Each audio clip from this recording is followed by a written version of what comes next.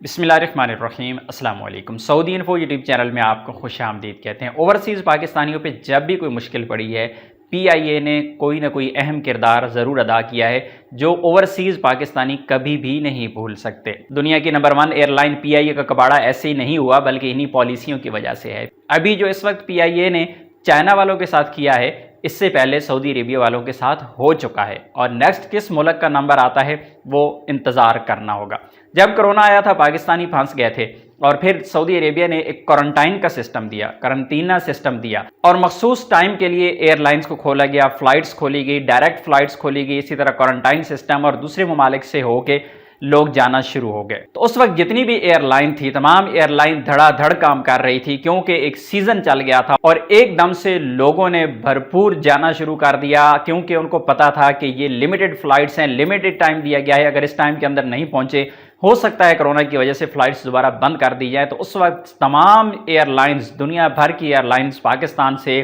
Overseas پاکستانیوں کو مختلف روٹس کے ذریعے سعودی عربیہ پہنچا رہی تھیں، اور ان میں ایک نام تھا پی آئی اے کا بھی، کیونکہ ہماری قومی ایئر لائن ہے۔ اور اس وقت بھی میں نے اس پہ ایک رپورٹ بنائی تھی کہ سب سے زیادہ مہنگی جو ایئر لائن تھی اس وقت وہ تھی پی آئی اے۔ سب سے مہنگی ٹکٹ، سب سے مہنگے پیکیجز جو تھے وہ پی آئی اے دے رہی تھی، ایون کہ سعودی ایئر لائن سے بھی مہنگے پیکیج پی آئی اے نے اس وقت بیچے ہیں۔ کیونکہ کرونا کا آغاز چائنا سے ہوا تھا، اور پھر پاکستانیوں کی ایک بڑی تعداد چائنا میں موجود ہے اور وہ پھنس گئے تھے، اور چائنا نے پابندی لگا دی تھی کہ کوئی بندہ دوسرے ملک اپنے ملک نہیں جا سکتا، اور اسی طرح دوسرے ممالک میں ہم بات جس طرح پاکستان کی کریں، پاکستان سے چائنا کا سفر نہیں کیا جا سکتا تھا۔ تو یہ کافی عرصہ تک مسئلہ رہا اور بہت بڑی تعداد لوگوں کی پھنس کے رہ گئی تھی، کچھ چائنا میں اور کچھ پاکستان میں۔ تو پی آئی اے کو ایک بار پھر موقع ملا ہے، اور پی آئی اے نے ایک بار پھر پاکستانیوں کا خون نچوڑنے کا فیصلہ کیا ہے۔ کل تک پی آئی اے کی ویب سائٹ پہ اگر آپ جاتے تھے تو آپ کو 4 لاکھ، 5 لاکھ، 4.5 لاکھ کی آپ کو ٹکٹ نظر آتی تھی۔ اگر کسی کو 4 لاکھ کی مل جاتی تھی تو اسے اتنی زیادہ خوشی ہوتی تھی جتنا